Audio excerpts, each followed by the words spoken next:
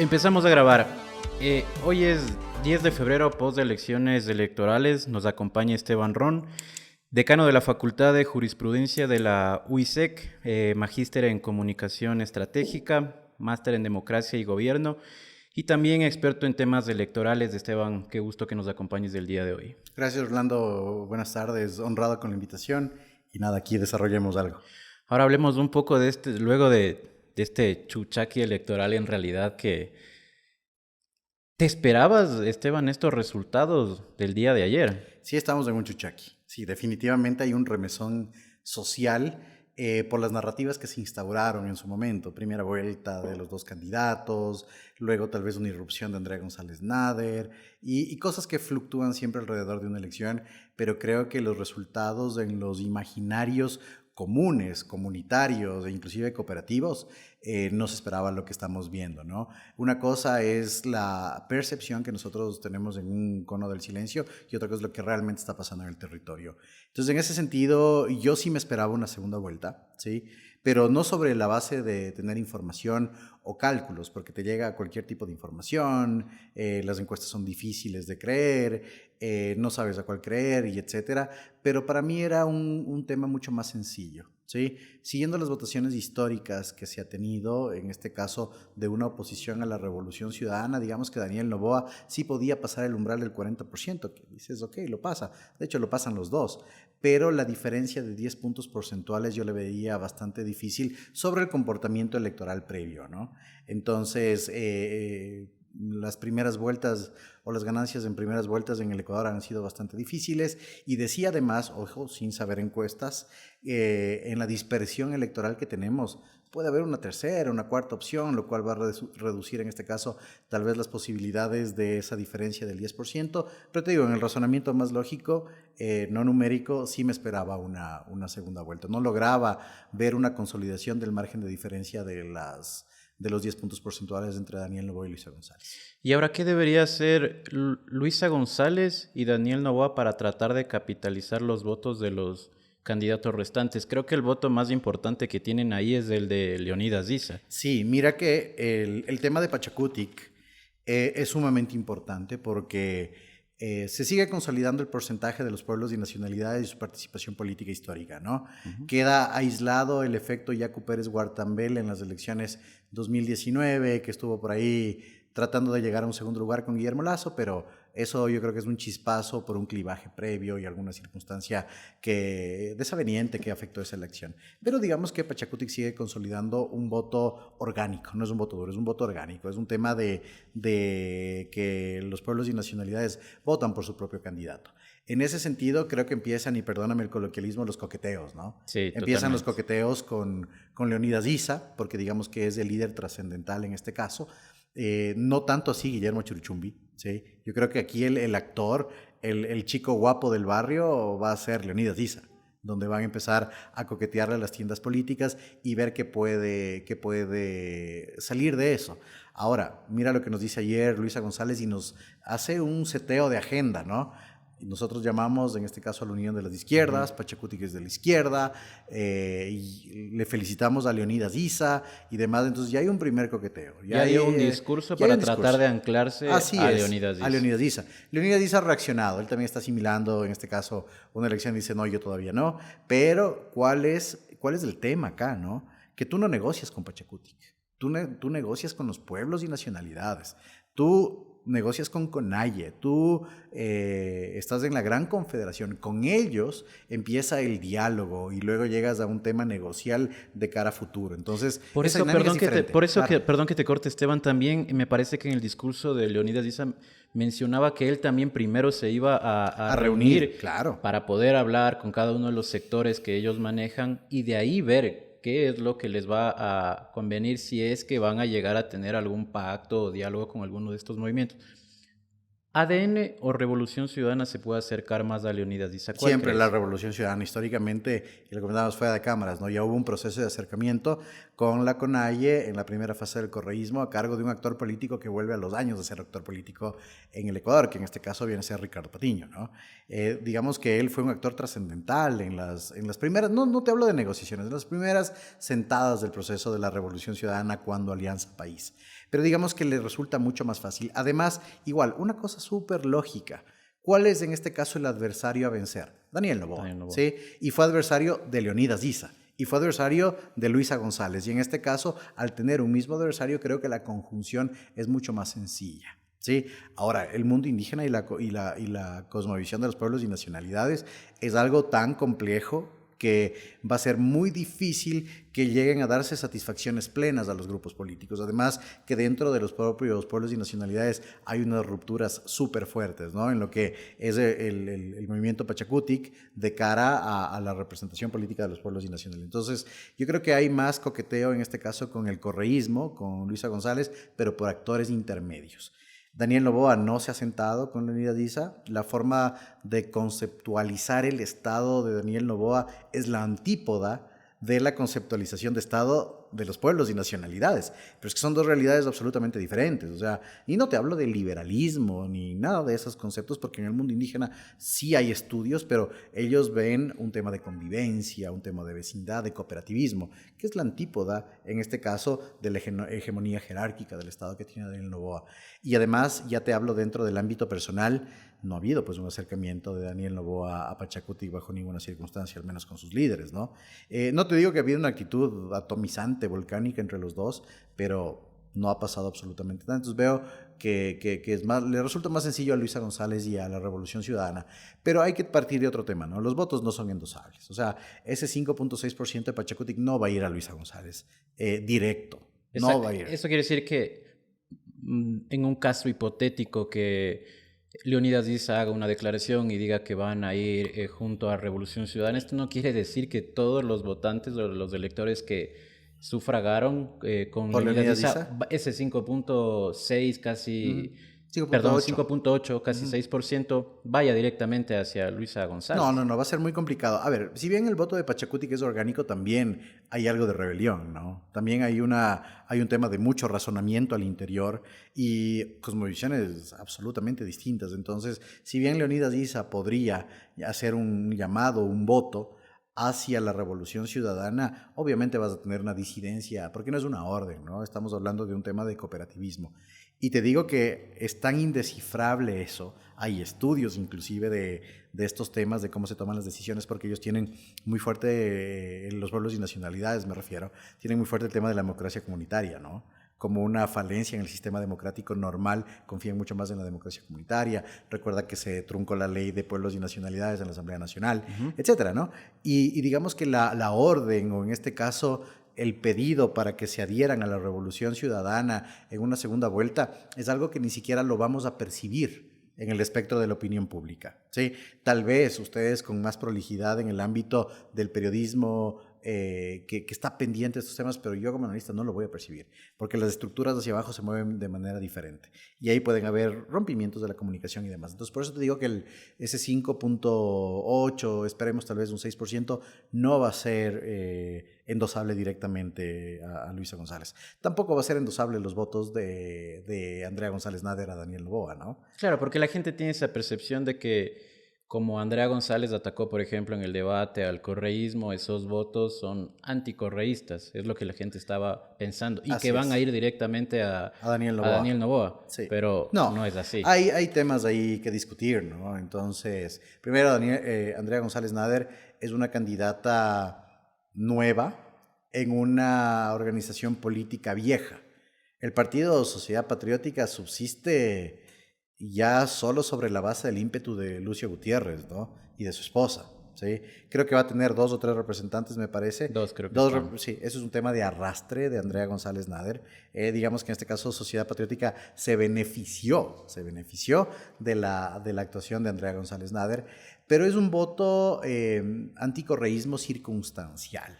es este voto post-debate, ¿no? Es este voto tal vez en el sentimiento de la representación femenina, de una voz inclusive disidente con las estructuras básicas del Estado por sus estudios ambientalistas y demás, pero que también va a ser muy complicado, salvo que Andrea González Nader, ahí la dinámica, Orlando, es absolutamente diferente porque es una capitalización de ella, es un tema de personalización de la política. Diga, quienes votaron por mí, apoyemos a Daniel Noboa, que eso también complicado que Andrea González Nader lo haga, ¿sí? Salvo que tenga ya un pacto, como decimos en el mundo jurídico, un pacto de retroventa futuro, ¿no? Entonces... Ahora, hablando sobre estos temas igual, ¿qué es lo que debería cambiar Daniel Noboa dentro de su estructura? Yo había igual comentado con dos analistas antes, me decían quizás que cambie esta dinámica de ya en realidad, por ejemplo, encargar la presidencia a Verónica Abad y que salga él a territorio a hacer campaña política. ¿Esto podría significar un cambio en la percepción también de Daniel Noboa? Mira, yo en primer lugar considero que esa relación es irreconciliable, ¿sí? La gran diferencia de las peleas políticas es que las peleas estrictamente políticas son reconciliables a través de procesos de mediación política, ¿sí? Mira, y siempre cito yo el ejemplo, ¿no? El tema de Guillermo Lasso con César Monge. Hubo una reconciliación después de procesos muy complicados, pero porque la pelea fue estrictamente política. Acá estamos viendo que se toparon las fibras más personales. La pelea de Daniel Noboa, Verónica Abad, es una pelea de carácter personal ya llevada a la arena de la administración pública con una movilización de recursos, en este sentido, de la administración muy fuerte, inclusive con actitudes vejatorias de la familia. Entonces yo creo que eso es absolutamente irreconciliable. Ahora, Daniel Noboa va a buscar la forma en la cual Cynthia Gelibert sea ratificada como vicepresidenta de la República. De alguna forma, y seguro de la Gasca, el ministro de la Gasca, ya está trabajando con los asesores para buscar que la Asamblea diga que Verónica Abad tiene en este caso ausencia definitiva, o tienes el tema del Tribunal Contencioso Electoral, ¿sí?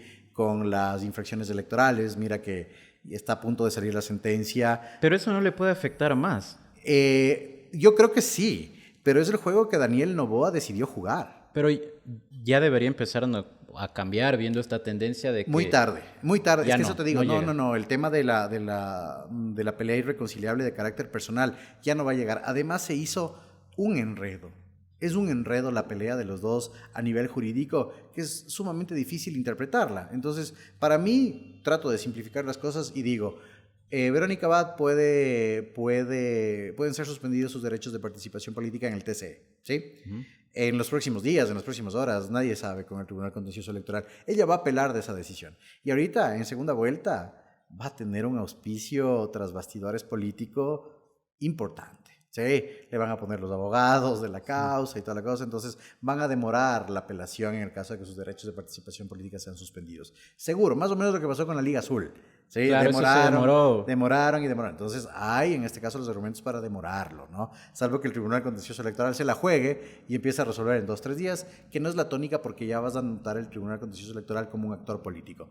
Pero de ahí tienes ya 2 fijaciones endebles pero directas de la Corte Constitucional respecto de que no se puede hacer estos encargos a un staff del ministerio cuando hay una vicepresidenta de la República, ¿no? Entonces, ahí ya tienes una cosa bien cerrada. Entonces, la pelea de Noboa va a ser declarar la ausencia definitiva de Abad de una u otra manera, sea vía legislativa, sea vía electoral con la suspensión de derechos de participación política y deshacerse de ella. Y porque yo no veo reconciliación. La otra es que Verónica Abad diga, bueno, ya me amisté con Daniel Noboa, pero es muy complicado. Mira que lo que está pasando alrededor del hijo es una situación, no le tengo mucho conocimiento en el ámbito penal, de hecho prefiero no pronunciarme sobre eso, pero es complicado, es difícil, son fibras personales. Y la otra cosa es que la campaña de Daniel Noboa en este nuevo ámbito de una democracia o la política de la petulancia, así se la denomina, ¿no? Una política pop, diferente, una política de personalización absoluta. Es Daniel Noboa y Daniel Noboa, ¿no? No hay otras figuras alrededor de él, dentro de su propio movimiento político. Hace que se tiene que dar una reinvención. Se tiene que dar una reinvención porque creo que ADN como fenómeno político llegó a los límites máximos. Ya ADN no va para más en cuanto a votaciones, ¿sí?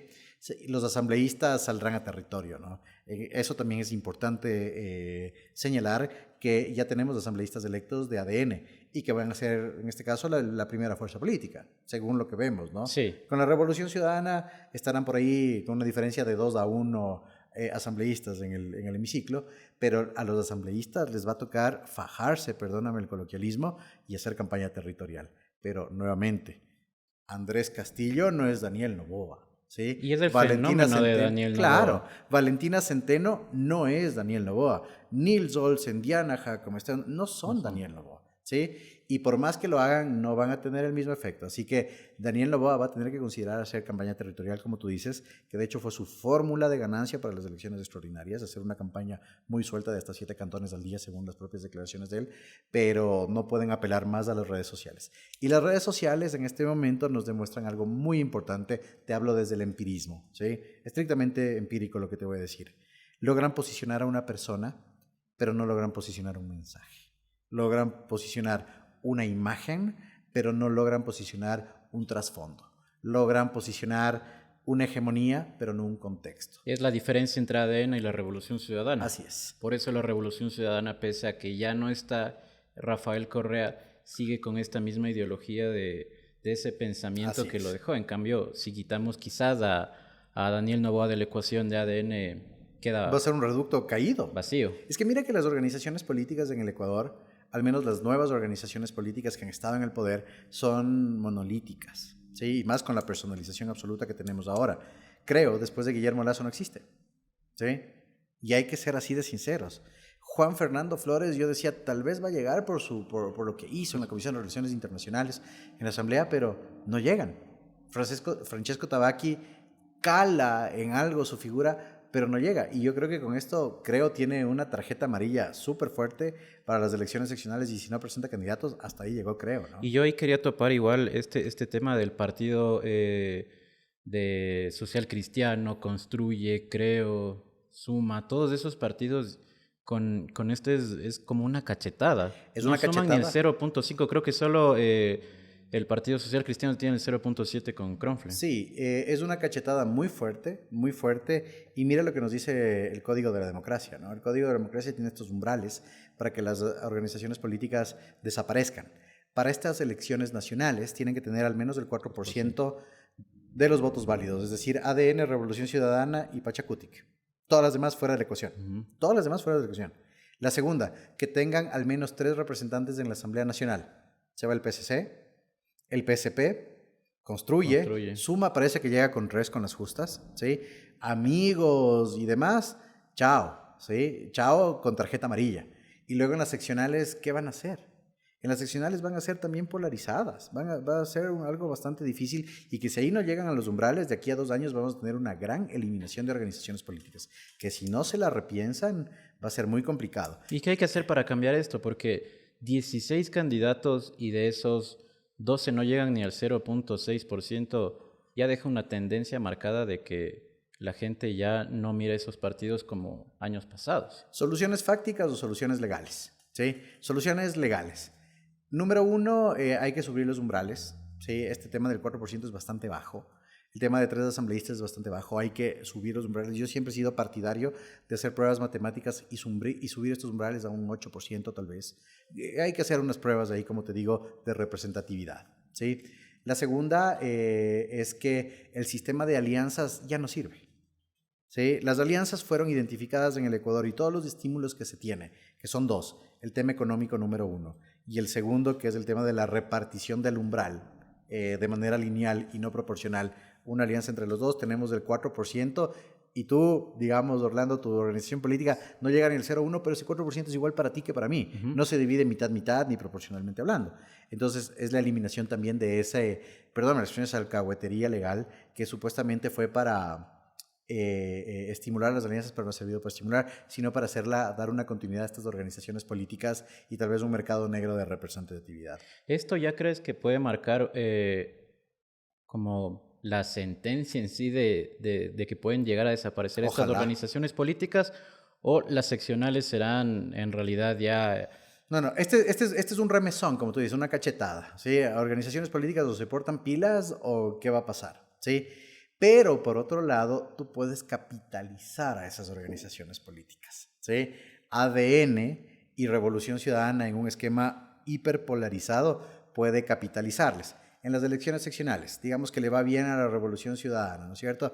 Y te dice, ok, ¿quieres salvar tu organización política? Venga conmigo a la camioneta, una mega alianza, la gran alianza de las izquierdas, acuérdate que Alianza País ya lo hizo, y te salvo el coeficiente o el umbral electoral. Y ADN puede hacer exactamente lo mismo. ¿Sí? Por eso te digo, no es un tema de las alianzas, es un tema de subir estos coeficientes. Y las organizaciones políticas, en este caso, que no van a tener una clara identificación de sus intereses o al menos una tendencia ideológica, van a sacrificarse. O sea, tú ves al Partido Social Cristiano aliado con ADN, tal vez, pero no con la Revolución Ciudadana. Formalmente hablando, no en un acuerdo de alianza. Claro. ¿Le ves a Lucio Gutiérrez firmando un acuerdo de alianza con Luisa González? Bajo ninguna circunstancia. Entonces, van a ser estos partidos en la doctrina que se llama catch-all. O sea, recojo todo, ¿sí? Como lo que pasa en Estados Unidos, ¿sí? Tal vez va a dar este tema de catch-all. En determinada circunstancia vamos a tener no bipartidismo, pero digamos una polarización mucho más marcada, y estos dos grandes partidos van a ser catch-all. O sea, yo recojo todo lo que buenamente venga y así voy salvando a las otras organizaciones políticas. Esperemos que eso no se dé, porque es una distorsión democrática horrible. ¿Sí? Al menos en democracias inestables como la ecuatoriana, no. Eso para un Estado tal vez con mayor madurez, con mayor expansión territorial como Estados Unidos, tal vez. Pero de ahí no es bien. Y ahora, Esteban, para finalizar, lo último que te quiero preguntar es, ¿cómo crees que va a llegar el panorama para el 13 de abril? ¿Cuál crees que puede ser la percepción que va a tener ADN y la Revolución Ciudadana el día de las elecciones? Van a ser los mejores partidos políticos, van a ser las mejores organizaciones políticas que han existido en el Ecuador, ¿sí?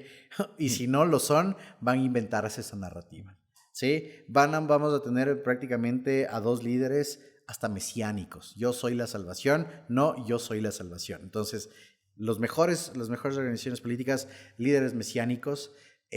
Vamos a tener mucha inflexión al interior de las organizaciones políticas y vamos a ver un trabajo súper fuerte de estas, territorialmente hablando. Lo que te decía, los asambleístas de ADN van a trabajar territorialmente y los asambleístas de la Revolución Ciudadana van a hacer lo mismo, ¿sí? Puede ser que haya campaña sucia. Puede ser que haya campaña sucia, esperemos que no. Digamos que no hubo tanta campaña sucia, hubo campaña sucia, pero no hubo tanta campaña sucia, salvo que haya un elemento decidor favorable a una tendencia política. Te pongo el ejemplo clarísimo. Le capturan alias Fito, o asoma alias Fito, como un gran gol de ADN. Viene la campaña sucia del correísmo. O viceversa.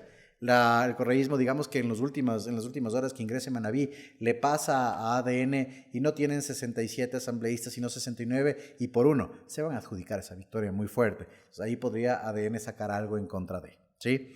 Pero también va a haber algo sumamente importante, es cómo deshacerte de la carga previa. Luisa González tiene una carga previa política, histórica, hasta económica muy fuerte. Tiene que cargar con toda la Revolución Ciudadana y eso significa muchas dispersiones en general a las que tú no puedes controlar. ADN no tiene una carga, ¿sí? ADN es un fenómeno político nuevo que tiene una carga, sí, en la figura del presidente, pero eso es en detrimento de ellos porque parece que no llegan más allá de lo que han llegado. Eso creo que va a ser la tónica de la segunda vuelta. Muchísimas gracias, Esteban, por habernos acompañado aquí en Ecuador Vota, El Comercio. Te agradezco muchísimo. Siempre es un gusto, Orlando, y chévere venir acá, como siempre. Muchísimas gracias, amigos del Comercio. Les esperamos hasta otra entrega de Ecuador Vota. Hasta una próxima.